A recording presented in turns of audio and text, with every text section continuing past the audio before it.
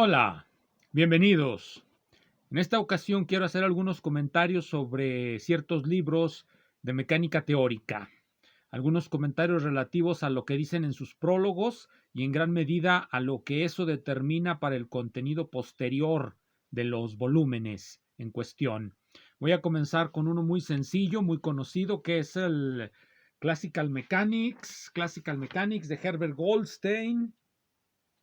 Esta es la segunda edición, yo lo tengo en una fotocopia. Nunca me decidí a comprarlo porque de todos modos ya tengo la primera edición y tampoco me he decidido a comprar la tercera. Sin embargo, viene en esta edición un comentario muy interesante que es con el que vamos a comenzar esta charla. Viene en el prefacio en la página 9. Dice, el nivel matemático de esta edición es muy parecido al que aparecía en la primera.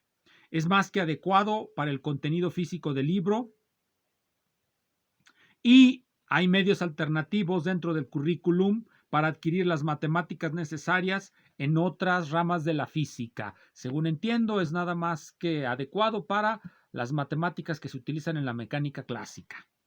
En particular, y esto es lo importante, el comentario que me hace reflexionar, dice así, en particular, las nuevas matemáticas, y las pone entre comillas, no sé por qué las ponga entre comillas, las nuevas matemáticas, quizá porque no sean tan nuevas, quizá porque no sean matemáticas, quizá porque no sean ni nuevas ni matemáticas, o sabrá Dios por qué, pero eso escribe aquí el señor. En particular, las nuevas matemáticas de la física teóricas han sido deliberadamente excluidas. Aquí nos va a decir qué entiende él por esas nuevas matemáticas. No hay mención alguna de las variedades o los difeomorfismos o los haces fibrados tangentes o los toros invariantes. Hay ciertas áreas altamente especializadas de la mecánica clásica donde las herramientas del análisis global y de la topología diferencial son útiles, probablemente esenciales. Sin embargo, no es claro para mí que contribuyan a la comprensión de la física de la mecánica clásica al nivel que se busca en esta edición.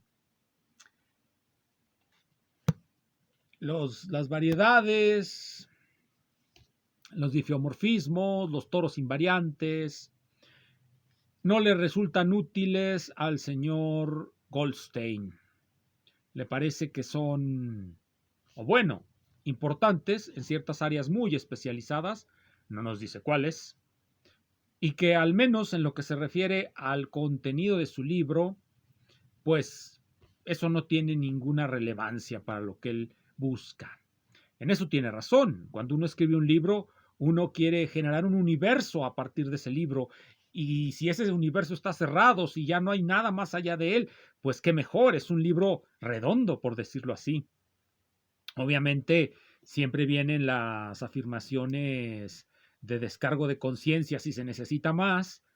Si alguien, por algún motivo, después de haber leído el libro de Goldstein de mecánica clásica, agarra una revista de mecánica, digamos, el archivo para la mecánica racional y en análisis, la que editó Truesdell en algún tiempo, si agarra uno esa y se pone a leerla y si hay algo que no se comprenda porque aparecen constantemente ideas acerca de difeomorfismos, toros invariantes y demás cosas, pues bueno, ya encontrará uno la manera de hacerse con esas matemáticas. Ya encontrará uno cursos aquí, allá o acullá donde sí hablen de eso que se llama nuevas matemáticas.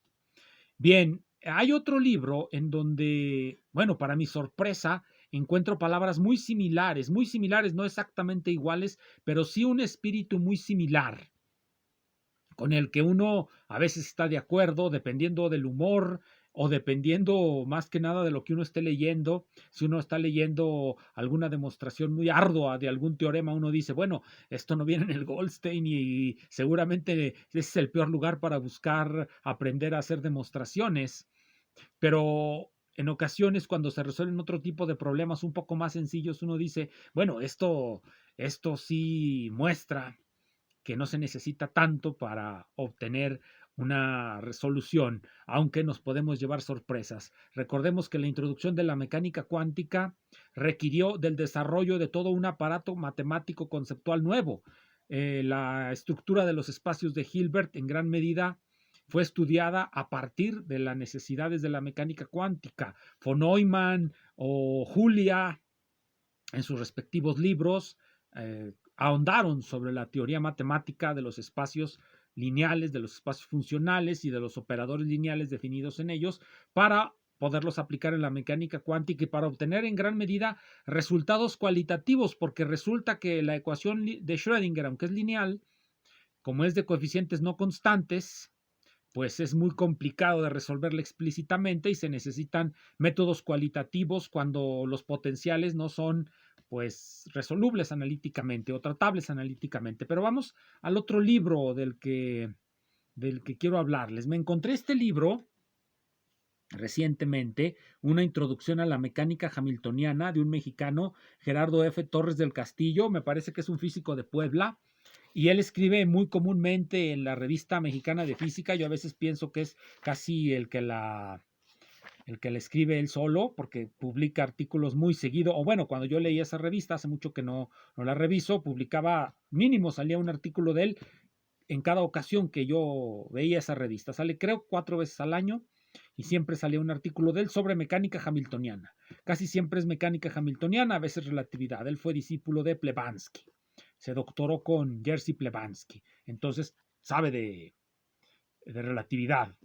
Pero bueno, habla mucho de mecánica hamiltoniana. Parece que le tiene un gusto particular. Este libro es de la editorial Birkhäuser de 2018. Veamos lo que nos dice en la página 5 del prefacio. Bueno, en la página 5. Dice así: el objetivo de este libro es presentar de una manera elemental los fundamentos del formalismo hamiltoniano de la mecánica clásica, haciendo uso de un conocimiento básico del álgebra lineal. Y sí nos dice, Goldstein no nos dice qué entiende por las matemáticas o contenido matemático de su libro con mucha claridad, pero nos lo dice Torres del Castillo. Nos va a decir él por matemáticas elementales. Bueno, comencemos desde ahí. ¿Qué entiende él por matemáticas elementales? ¿Qué entiende él por una presentación elemental de los fundamentos de la formulación hamiltoniana? Por una formulación elemental, él entiende el uso de cierto tipo de matemáticas que son elementales. Puede haber sofisticación conceptual en el tratamiento de la mecánica, en los principios de la mecánica, lo que no significa que haya sofisticación matemática. Si leemos el libro de Mach de mecánica, encontraremos sofisticación conceptual y densidad histórica, pero difícilmente encontraremos ahí altas matemáticas. De hecho, el mismo Mach lo dice en el prefacio de su libro. En este libro las matemáticas no van a ser algo fundamental. Por eso lo que se encuentre ahí es más bien la sofisticación del aparato conceptual filosófico, en particular su idea de la física como economía de la naturaleza, o más que de la naturaleza, como economía del pensamiento humano. Olvidemos eso de naturaleza, dejémoslo así, como economía del pensamiento humano. Entonces, cuando ellos nos hablan de matemáticas elementales, ¿de qué nos hablan? Cuando nos habla Torres del Castillo de matemáticas elementales, ¿de qué nos habla? Nos lo va a decir a continuación. Es álgebra lineal que incluye matrices, propiedades de los determinantes y de la traza, cálculo diferencial en varias variables, la diferencial de una función de varias variables, la regla de la cadena y el teorema de la función inversa, geometría analítica y ecuaciones diferenciales ordinarias. Eso es lo que entiende él por matemáticas elementales.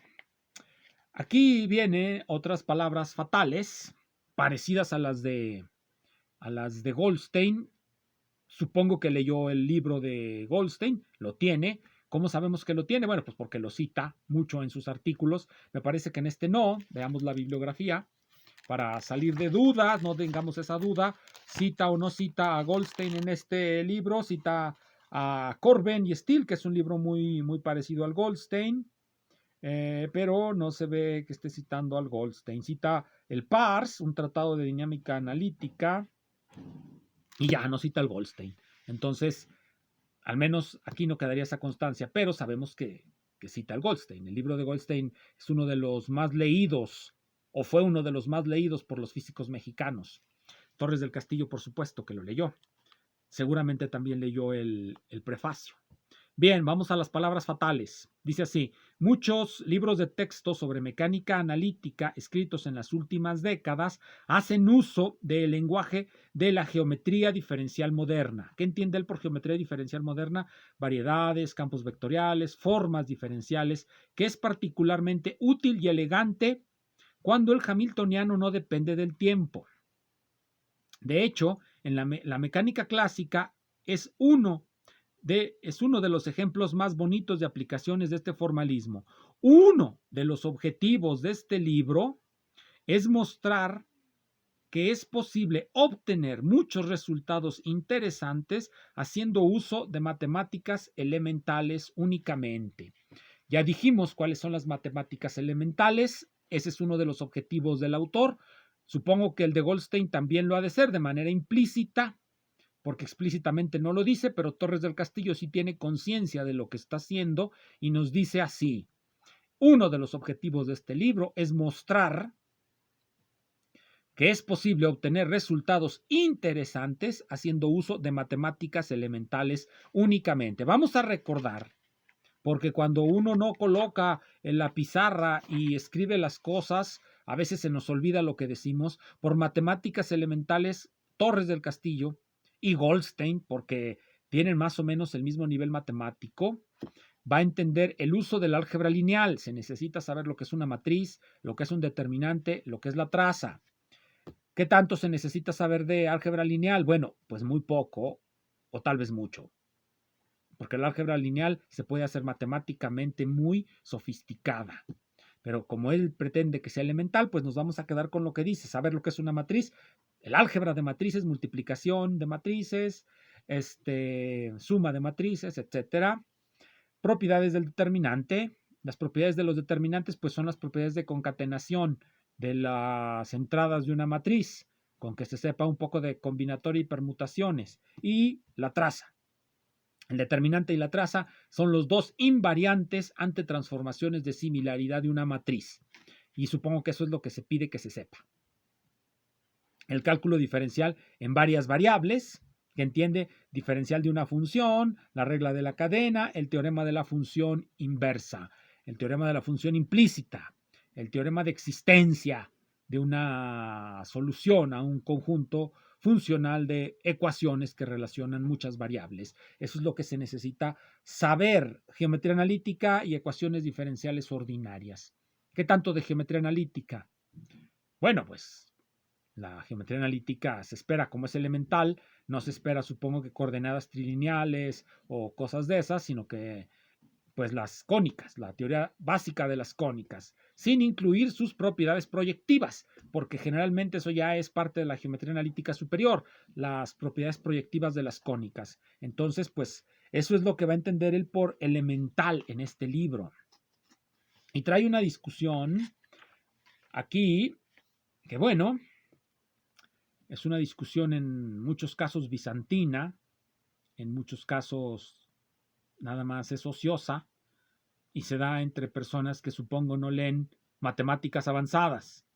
Vamos a ver cuál es esa discusión: la relevancia de la ecuación de Hamilton-Jacobi en la enseñanza de la mecánica. Aquí hay que distinguir esto, que es lo que he dicho muchas veces ya en estos videos. Una cosa es la enseñanza y otra cosa es la investigación. En la enseñanza, lo que los docentes hacen es una simplificación o transformación o transposición de los contenidos eruditos que se encuentran en las revistas de física, matemáticas, química, lo que sea.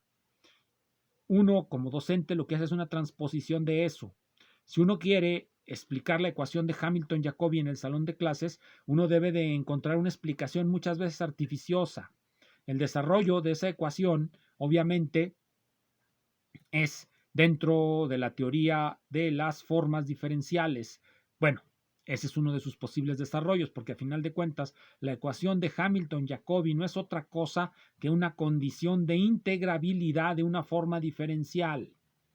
Entonces, en sí misma no es una cuestión muy avanzada que digamos, se puede comprender con los elementos de matemáticas elementales que ha mostrado Torres del Castillo, porque las condiciones elementales de integrabilidad, las condiciones de integrabilidad que surgen de las derivadas cruzadas, dejando de lado lo que Goldstein y Torres del Castillo llaman la geometría diferencial moderna, variedades, campos vectoriales, formas diferenciales, pues dejando eso de lado, de todos modos, a nivel elemental, uno puede explicar lo que son las condiciones de integrabilidad de una forma diferencial. Una forma diferencial es una ecuación diferencial, simplemente escrita en una notación particular. Pero bueno, desde el punto de vista elemental, una ecuación como la ecuación de Hamilton-Jacobi no es otra cosa que una condición de integrabilidad. En ese sentido, es muy fácil de comprender. Ahora, esa condición de integrabilidad no es fácil de resolver porque por lo general la ecuación de Hamilton-Jacobi es una ecuación diferencial no lineal. Y si bien, existen contraejemplos a la proposición que voy a decir, la proposición es esta: las ecuaciones diferenciales lineales son difíciles de resolver. Existen contraejemplos que muestran que son muy fáciles de resolver algunas ecuaciones diferenciales no lineales, pero la mayoría de las ecuaciones diferenciales no lineales que aparecen en la práctica son muy difíciles de resolver y se pueden resolver casi por golpe de suerte. Lo que sí se puede hacer con matemáticas avanzadas, ya no elementales, es demostrar que ciertas ecuaciones diferenciales no lineales tienen solución, pero esa demostración, que es o equivale lógicamente a la demostración de la consistencia del problema, que el problema es resoluble, no significa que se tenga a la mano la solución o que esa simple demostración de consistencia pueda ser útil más allá de demostrar que el problema es resoluble. Para eso se necesita otro tipo de teorizaciones, como lo es la teoría de perturbaciones o cosas por el estilo. Pero bueno, por ahora voy a lo que dice Torres del Castillo respecto a la ecuación de Hamilton-Jacobi. Mientras que parece que existe un consenso acerca de la importancia del formalismo hamiltoniano, es decir, todo el mundo reconoce que el formalismo hamiltoniano es importante. En los libros comunes de texto sobre mecánica analítica, uno encuentra una variedad de opiniones acerca de la ecuación de Hamilton-Jacobi, que van desde la convicción de que el formalismo de Hamilton-Jacobi es la más poderosa de las herramientas de la mecánica analítica, a la afirmación de que esta ecuación no tiene valor práctico y que su único interés está en relación con la ecuación de Schrödinger. Recordemos aquí una de las críticas que le hizo Trussell al libro de Goldstein. Goldstein considera que la mecánica clásica es ancilar de la mecánica cuántica. Y hay varias maneras de pasar de la mecánica clásica a la mecánica cuántica. Dije dos, me equivoqué. No hay solamente dos, hay muchísimas. El proceso de cuantización, bueno, hay tantos como autores, pero los principales métodos, los de inicio, son el método de cuantización canónica que utiliza el formalismo hamiltoniano, en particular el formalismo de los corchetes de Poisson, y que ese es el que más se usa, y la cuantización geométrica, en donde pues sí aparece la ecuación de Hamilton-Jacobi. La ecuación de Hamilton-Jacobi aparece en el límite cuando la constante de Planck se hace cero, después de una cierta sustitución en la ecuación de Schrödinger, y fue la base, y esta es una de las importancias que, bueno, a mí me parece que es completamente fuera de discusión la importancia de la ecuación de Hamilton-Jacobi a partir de este ejemplo. Cuando nosotros escribimos la función de onda en coordenadas polares, y tanto el radio como la fase son dependientes de las coordenadas, o sea, son en el lenguaje de la teoría cuántica de campos, son locales, tienen una amplitud local y una fase local.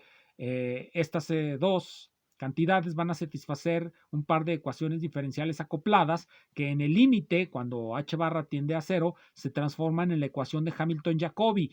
Pero, más importante, con estas transformaciones se puede construir la mecánica de Bohm, la interpretación de Bohm de la mecánica cuántica. Eso muestra la importancia heurística de la ecuación de Hamilton-Jacobi, aunque en ocasiones no nos interesa resolverla. No nos interesa resolver la ecuación de Hamilton-Jacobi, sino solamente utilizarla como adminículo teórico. Y esto pues es lo que va a determinar si eso no es importante para un autor o para otro. A veces algunos se dejan llevar por la estética o porque les gusta cierto cierto formalismo. Pero bien, dicho lo anterior, uno puede comentar que este libro, dice también el autor, es para autoestudio, porque todos los problemas los resuelve de manera explícita. Y sin embargo, a pesar de que él dice que todo va a ser elemental, no deja de vez en cuando de utilizar la notación de la geometría diferencial avanzada. De vez en cuando. 2 o 3 ecuaciones las escribirá de esa manera. Por otro lado, sí puedo decir que el libro es muy buen libro. Se puede leer con... Bueno, se puede uno pasar la tarde leyéndolo muy entretenido porque es muy interesante, trae ejemplos muy interesantes y el autor tiene un punto de vista particular acerca de la mecánica hamiltoniana, el cual es importante conocer. Muchísimas gracias.